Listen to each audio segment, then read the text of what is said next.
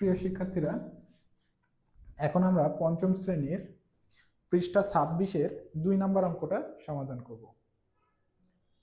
পৃষ্ঠা 26-এর 2 নম্বর। আমরা প্রশ্নটা একটু পড়ে নেব। স্ক্রিনে প্রশ্নটা দেওয়া আছে, দেখো। এটা কিন্তু আমাদের উদ্দীপক দেওয়া আছে উপরে, সেই অনুসারে আমাদের করতে হবে। একজন তাঁতি 3 দিনে 24 মিটার কাপড় বুনতে পারেন। এখন নিচের প্রশ্নগুলোর উত্তর খুঁজে ছকের ঘরগুলো পূরণ করি। আচ্ছা, নিচে ছক দেওয়া আছে, তার আগে আমাদের এখানে প্রশ্ন দেওয়া আছে, দেখো 2 নাম্বার।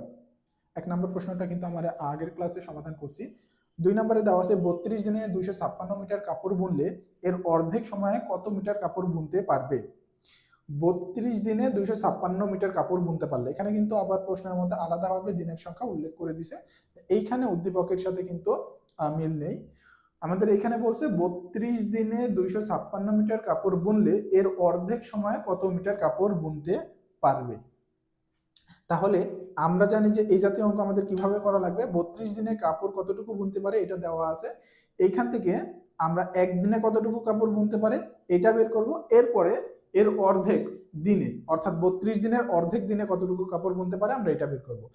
আচ্ছা, আগে আমরা 32 দিনের অর্ধেক দিন কতদিন হয় এটা বের করে নেব, তারপরে আমরা অঙ্কটা শুরু করব। দেখো, তাহলে আমরা 2 নম্বর প্রশ্নটার সমাধান বোর্ডে করতেছি। দেখো, প্রথমে আমাদের এখানে দেওয়া আছে 32 দিনে 256 মিটার কাপড় বুনলে এর অর্ধেক সময়ে, এর অর্ধেক সময় কতটুকু কাপড় বুনতে পারে। আগে আমরা এর অর্ধেক সময়টা বের করে নেব। 32 দিনের অর্ধেক সময়, তাহলে 32 দিনের কথা বলা আছে, তাহলে 32 দিনের অর্ধেক সময়টা আমাদের বের করতে হবে। 32 দিনের অর্ধেক সময় হবে, তাহলে 32 দিনের অর্ধেক সময় মধ্যে 2 দিয়ে ভাগ করা লাগবে আমাদের। 32কে অর্ধেক বলা হয়েছে যেহেতু, তাহলে 32 ভাগ 2 এত দিন। 32 দিনের অর্ধেক সময় হবে 32 ভাগ 2 দিন। 32 ভাগ 2 দিন করলে আমাদের কত হচ্ছে, দেখো 32কে যদি আমরা 2 দিয়ে ভাগ দিই, 2 কে 2, 1 অবশিষ্ট থাকে, আবার 2 নামাইলে আমাদের 6 × 12, তাহলে আমাদের কত দিন আসতেছে, 16 দিন আসতেছে। তাহলে 32 দিনের অর্ধেক দিন হবে হচ্ছে আমাদের, অর্ধেক সময় হবে 16 দিন।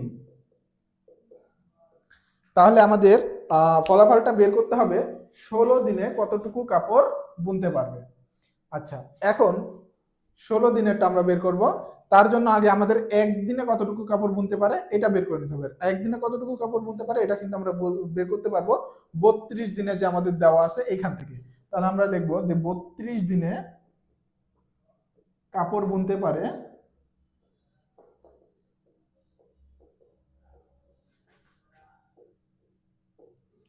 256 মিটার। দেখো প্রশ্নে দেওয়া আছে 32 দিনে কাপড় বুনতে পারে 256 মিটার। তাহলে একদিনে কতটুকু বুনতে পারবে, অতএব একদিনে কাপড়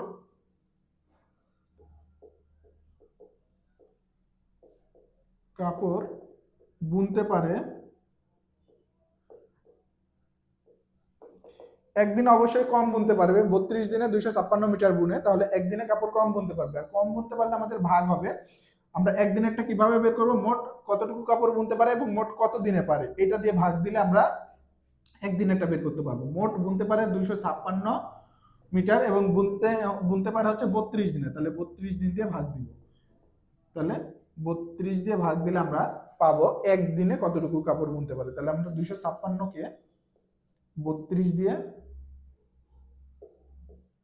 ভাগ দিচ্ছি। তাহলে প্রথমে 2 ঘর হচ্ছে 25 হচ্ছে, 25-এর মধ্যে যাচ্ছে না। আমরা জানি এখানে 2 ঘর 32, এখানে 2 ঘর 25, তাহলে হচ্ছে আমাদের 3 ঘরে নিতে হবে। তাহলে 3 ঘরে কতবার যাবে আমরা একটু গুণ দিয়ে দেখবো। দেখো 32-এর সাথে যদি আমরা 6 গুণ করি, তাহলে 6 × 12, আচ্ছা 8 দিয়ে গুণ করি, 8 × 16, তাহলে 16-র 6। 32-এর সাথে যদি 8 দিয়ে গুণ করি, 8 × 16, 16-র 6, হাতে থাকে 1, 3 × 24, 24 আর হাতের 1 যোগ করলে 25, তাহলে 256 মিলে যাচ্ছে। কিন্তু দেখো কতবার 8 দিয়ে গুণ দিল, তাহলে 256। তাহলে আমাদের ভাগফল কত আসলো, 8। তার মানে একদিনে কাপড় বুনতে পারবে 8 মিটার। এখন একদিনে 8 মিটার কাপড় বুনতে পারে, আমাদের বের করা লাগবে 32-এর অর্ধেক দিন, অর্থাৎ 16 দিন। আমরা যেটা বের করে নিছি, দেখো 16 দিনে কতটুকু কাপড় বুনতে পারবে। অর্থাৎ 16 দিনে কাপড় বুনতে পারে। যেহেতু 16 দিনে কাপড় বেশি বুনতে পারবে একদিনের চেয়ে, তাহলে এখন আমাদের একদিনের কতটুকু বুনতে পারে তার সাথে গুণ করা লাগবে 16, যেহেতু 16 দিনেরটা আমরা বের করব। তাহলে 16 দিনে কাপড় বুনতে পারে এত, 8 গুণন 16 মিটার। তাহলে 16-র সাথে আমরা 8 গুণ করব, গুণ করে দেখবো কত হয়। 6 48-এর 8, হাতে থাকে 4, 8 একে 8 আর 4 এ 12, তাহলে 128 মিটার। দেখো তাহলে 16 দিনে আমাদের কতটুকু কাপড় বুনতে পারবে? 128 মিটার। এটাই আমাদের উত্তর।